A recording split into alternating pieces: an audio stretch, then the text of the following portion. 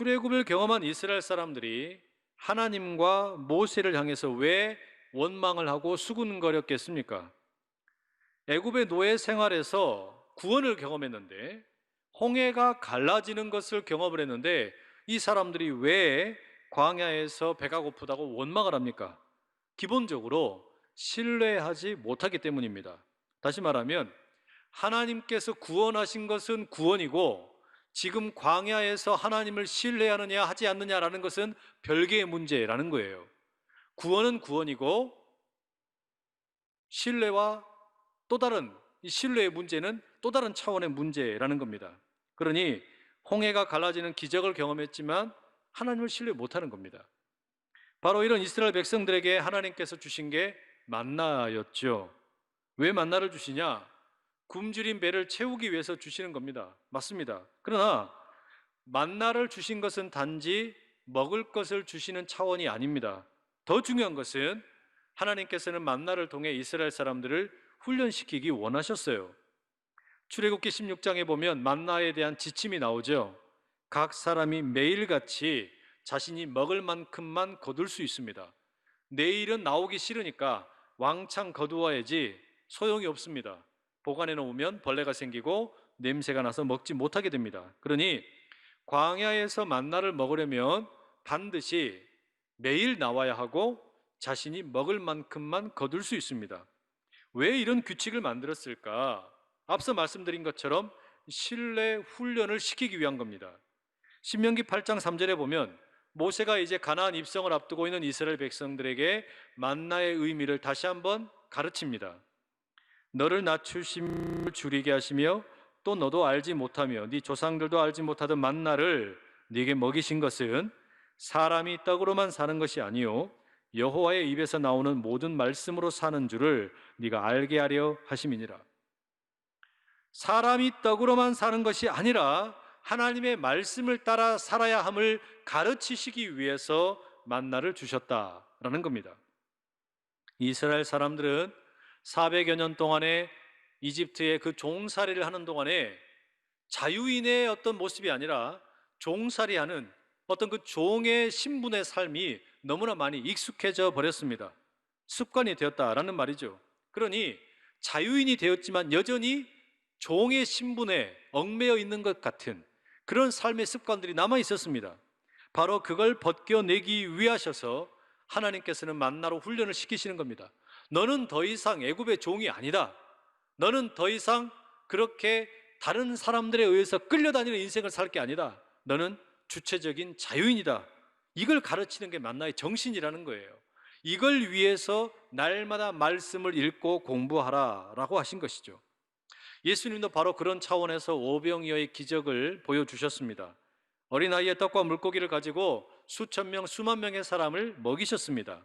그러나 무리들은 예수님의 이 기적을 오해했죠.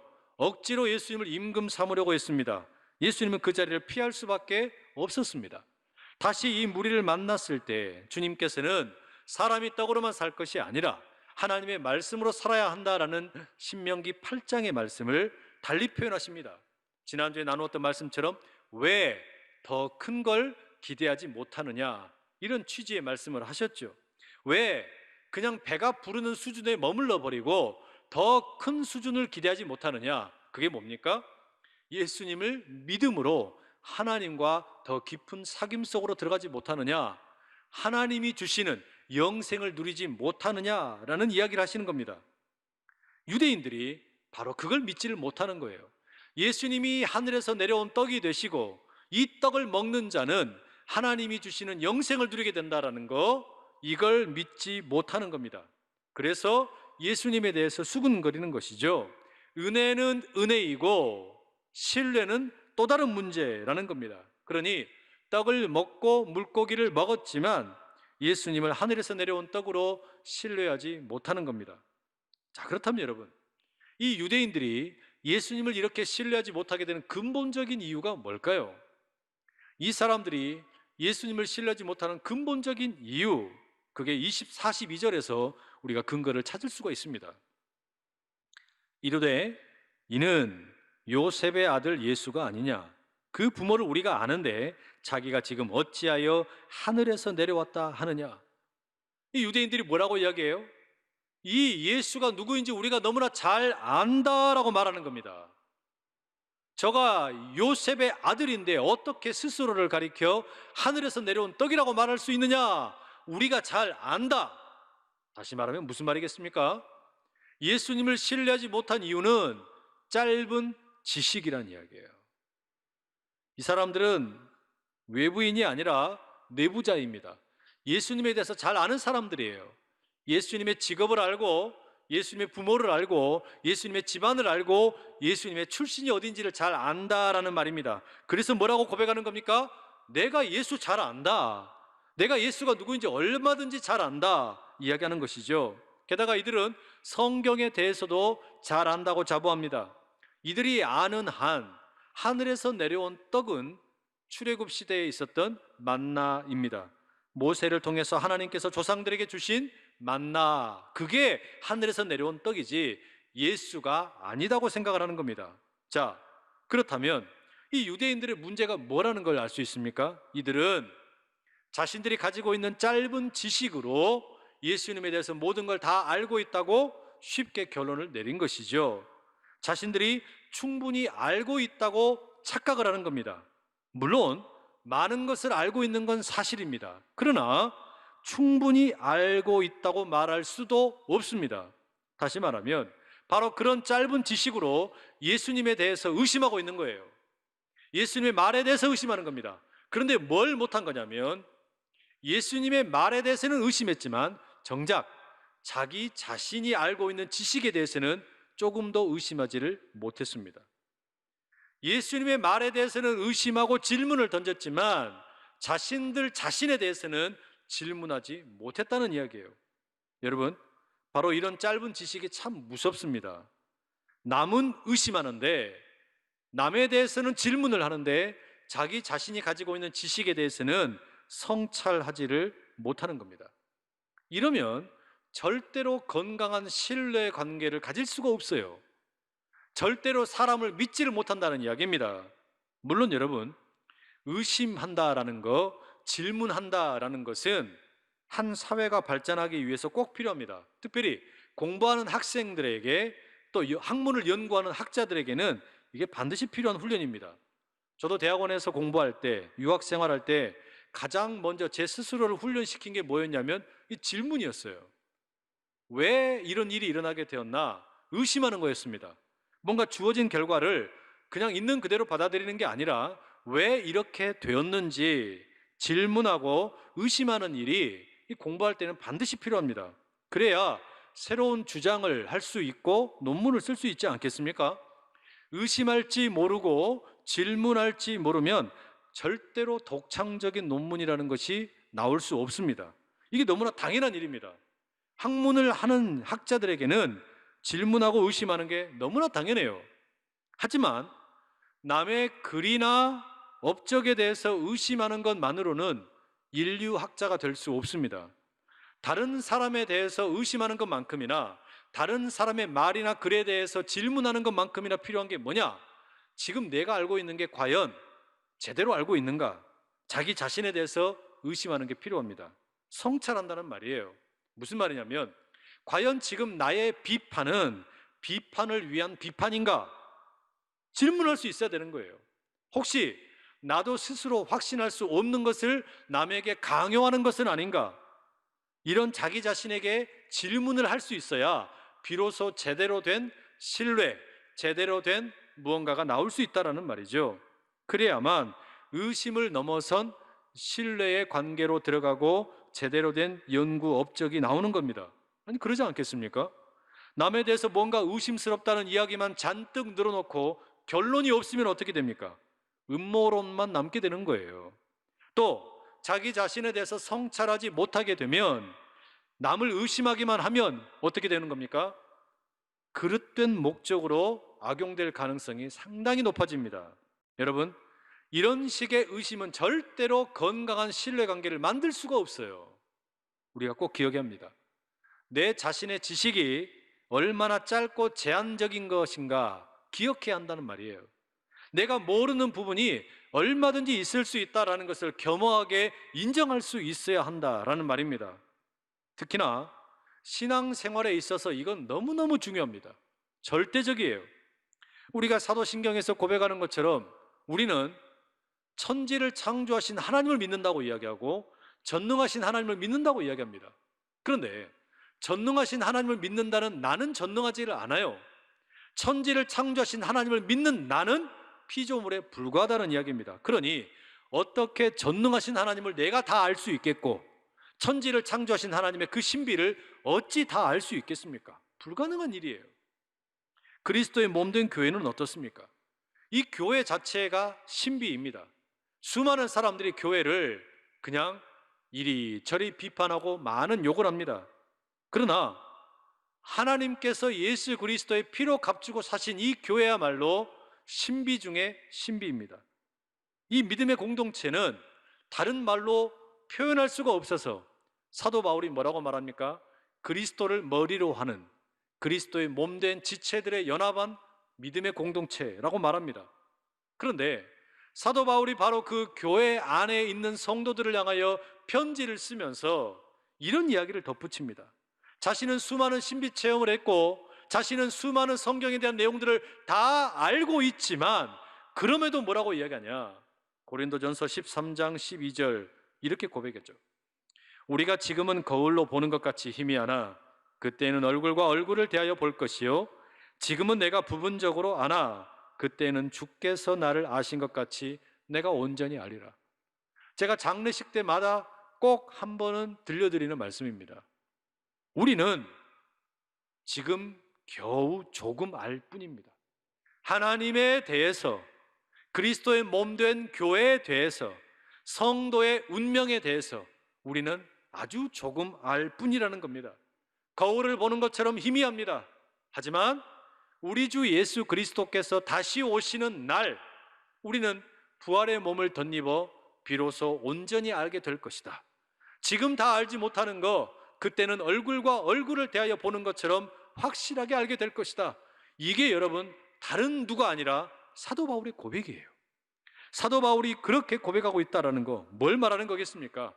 지금 부분적으로 알 뿐이다 라는 것을 겸허하게 인정하고 받아들여라 라는 이야기겠죠. 그럼 여러분, 우리가 의심한다라고 하는 것은 누가 가르쳐 주지 않아도 자연스럽게 체득을 하고 너무 잘합니다. 그렇다면 신뢰하는 법을 어떻게 배울 수 있을까요?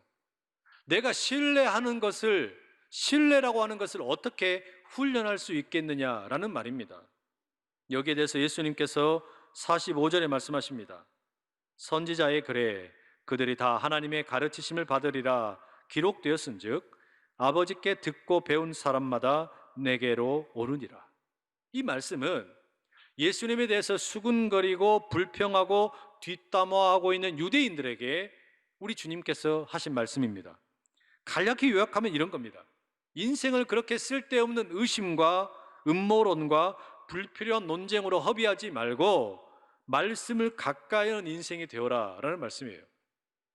하나님으로부터 듣고 배운 사람이라면 누구든지, 하나님의 말씀을 가까이 하는 사람이라면 누구든지 자연스럽게 예수님께로 나오게 될 것이다 라는 말씀입니다. 여러분, 이게 뭘 의미하는 걸까요? 오병이어의 기적이 바로 앞에 나왔잖아요. 그런데 오병이어의 기적을 통해서 배가 불러지는 거, 이것은 예수님을 믿든지 믿지 않든지 누구나 경험할 수 있는 기적입니다. 안 믿어도 이런 일 있을 수 있다는 이야기예요. 홍해를 건너는 거, 하나님을 믿든지 믿지 않든지 일어날 수 있는 기적이에요. 그러나 오로지 하나님의 말씀을 가까이 하는 사람만이 예수님을 통해 주어지는 영생을 누릴 수 있다는 말입니다.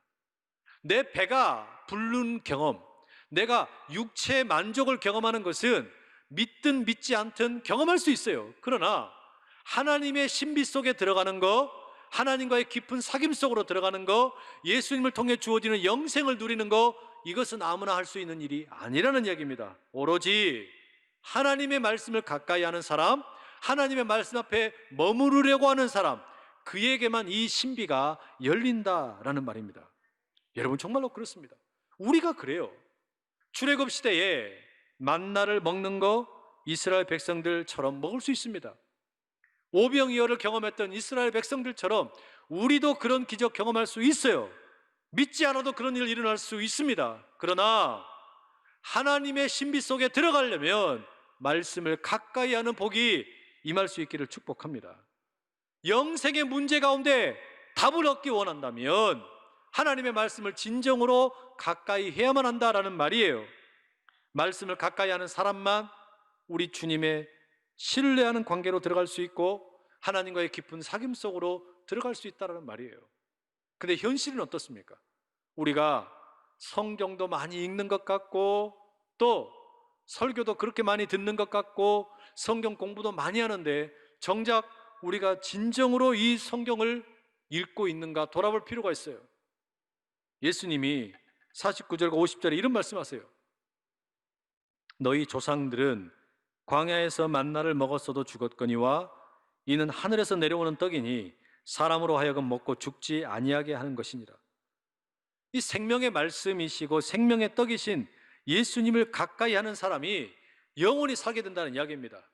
과거의 출애굽 당시의 만나는 사람들이 먹었으나 결국 죽었지만 예수님과 가까이 하는 사람에게는 영생하게 되는 복을 누리게 된다는 말씀이에요. 그런데 이게 어떻게 일어나는 거냐? 단지 말씀을 그냥 가까이 들고 다니면 되는 겁니까? 말씀을 아무렇게나 읽으면 되는 겁니까? 아니에요. 우리가 수많은 경우에 말씀을 어떻게 읽습니까? 내 마음대로 읽어요. 내가 읽고 싶은 대로 읽는 거예요. 그래서는 안 된다는 겁니다. 말씀을 가까이 한다라는 게 무슨 말이냐? 내가 말씀을 통해 변화될 준비가 되어 있다는 의미예요. 말씀을 통해서 나의 고정관념을 버릴 준비가 되어 있다는 이야기란 말이죠. 바로 그게 훈련되는 시작입니다. 말씀을 통해서 내가 변화될 준비가 되어 있는 사람, 바로 그에게 진정으로 하나님의 신비가 임하게 되고 예수님과의 깊은 관계 속으로 들어가고 영생의 복을 누리게 된다라는 말입니다. 결국 여러분, 우리가 하나님의 뜻을 안다라는 거, 하나님의 계획을 안다라는 거, 하나님의 신비를 경험한다라는 것은 내가 원하는 대로 이 말씀을 읽는 게 아니라 말씀을 통해서 내가 변하겠습니다라는 결단을 할 때 이 변화가 일어나는 겁니다.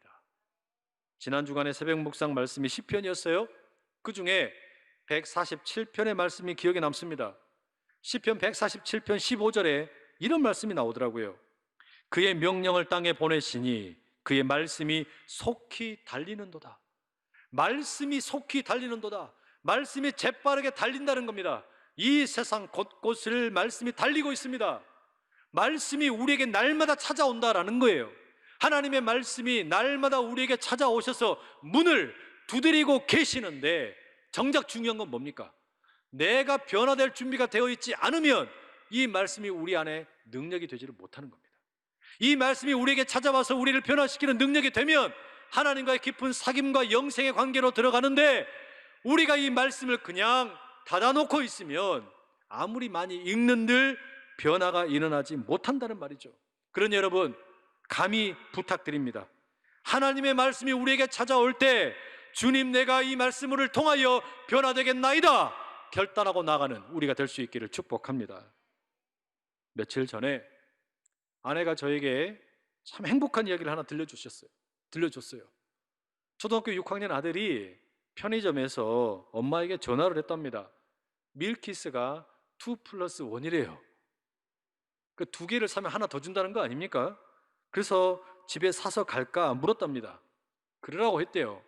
여러분 가만히 계산을 해보세요. 저희 집이 총 4명입니다. 근데 3개를 사온대요. 하나는 엄마 거, 하나는 누나 거, 하나는 자기 거예요. 그럼 제 건 없죠. 3개를 사서 그렇게 나누겠다는 겁니다. 그런데 집에 돌아온 아들의 손에 밀키스가 3개가 아니라 2개만 들려 있더랍니다. 하나 어디 있냐 물었더니 경비실 아저씨에게 드렸답니다. 날씨가 더우니까 아저씨 이거 드시고 힘내세요 라고 드렸다는 거예요. 그래서 그러면 누구 걸 포기한 거냐? 엄마 거, 누나 거는 그대로 두고 자기 거를 포기했다는 거예요. 제가 너무 감동을 받았어요.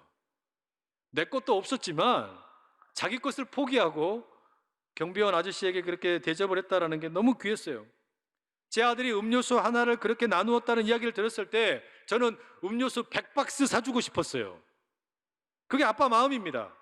그런데 그렇게 동생이 자기에게 밀키스 하나 캔을 주었더니 누나도 자기 친구가 택배로 하리보라는 젤리가 있습니다. 이게 저희 딸이 제일 좋아하는 거거든요. 그 박스 중에 하나를 통째로 동생에게 그대로 줬어요. 나누었더니 또 다른 나눔의 기적이 일어나더라고요. 자녀들 이야기하면 팔불출인데 제가 이야기 왜 하겠습니까? 이게 아빠 마음이더라고요. 근데 이게 하나님 아버지의 마음이기도 합니다. 우리가 정말 보잘것없는 작은 거 하나 나누었는데 그걸 보면서 너무나 흐뭇해하는 아빠처럼 우리 하나님께서는 우리가 가지고 있는 거 하나 나눌 때 그 우리를 보시고 너무 기뻐하시는 거예요. 너무너무 좋아하시는 거예요. 우리의 그 변화되는 모습, 우리가 자신의 것을 나누려는 그 모습을 하나님께서 너무나 귀하게 여기시더라는 말이죠. 여러분, 우리가 가진 것을 조금만 나누면 이런 행복 바이러스가 찾아옵니다. 하나님의 마음이 보여요. 하나님의 계획이 보이고 하나님의 뜻이 무엇인지가 거창한 게 아니더라도 보인다라는 말입니다. 이 놀라운 행복의 바이러스에 마구마구 전염되어서 확진자가 되시기를 축복합니다. 지난 금요일 철야 시간에 말씀을 전해주신 우리 조샘 선교사님이 참 귀한 말씀 들려주셨어요. 우리가 지금 코로나19 바이러스로 인해서 여러 가지로 어렵지 않습니까? 경제도 위축되는 것 같고 사회적인 거리를 두면서 사람들과의 관계도 쉽지가 않습니다. 날마다 우리가 인터넷으로 확인하는 게 뭡니까? 오늘 몇 명이나 확진되었나? 오늘 우리 동네에 몇 명이 확진되었나? 우리 동네에 누가 이렇게 몹쓸 확진자가 되었나? 그걸 보면서 날마다 지적하고 판단하고 비판하는 일에 우리가 너무나 익숙해져 가고 있어요. 우리 나라의 문제, 우리 동네의 문제, 우리 동네에 얼마나 많은 확진자가 생겼나, 여기에 온갖 시선이 다 쏠려 있다라는 말입니다. 그런데 이 선교사님이 무슨 얘기를 들려주셨습니까? 이 코로나의 문제를 전 세계적으로 시선을 확대해 놓고 보면 이야기가 다르다는 거예요. 지금 코로나로 인해서 정말 힘든 나라가 어디인가? 인구 대비 살펴보았을 때 제일 힘든 나라는 하나같이 이슬람권의 나라들이라는 겁니다. 이슬람권에 있는 나라들이 하나같이 지금 코로나로 인해서 심각한 어려움을 겪고 있고 해결되지 않는 문제들을 만났다라는 겁니다. 1400년 동안 하루에 5번씩 기도하는 것을 한 번도 포기해 본 적이 없는 이스라엘 나라들이, 이스라엘의 이 종교의 문화가 지금 송두리째 흔들리고 있다라는 겁니다. 여기에 어떤 하나님의 뜻이 있을까? 지난 1400년 동안 수많은 사람들이 이슬람으로 개종을 했지만, 그러나 지난 20, 30년 동안에 이슬람에 대해서 환멸을 느끼고 자스민의 봄의 혁명과 함께 수많은 사람들이 다시 이슬람을 떠나고 있다는 고백을 듣고 있는 거예요. 절대로 무너지지 않을 것 같은 견고한 진과 같은 이슬람이 흔들리고 있는 건 아닌가, 그런 생각을 나누어 줬단 말이죠. 여러분, 우리는 다 모릅니다. 코로나 바이러스로 인해서 지금 도대체 무슨 일이 일어나고 있는지, 우리가 살고 있는 이 땅 가운데 어떤 일이 펼쳐지고 있는지 하나님의 계획을 우리는 몰라요. 하나님이 이걸 통해서 무슨 일을 행하고 계시는지 우리가 다 알지 못한다는 말입니다. 그러나 지금 우리가 모르지만 우리에게 필요한 게 뭡니까? 말씀 앞에 겸허하게, 주님, 내가 변화될 준비가 되어 있습니다. 주님, 나의 고정관념을 내려놓을 준비가 되어 있습니다. 우리가 이렇게 준비되어 있게 되면 때가 될 때 하나님께서 우리를 들어 사용하실 줄로 믿습니다. 바로 그게 우리가 해야 될 일이에요.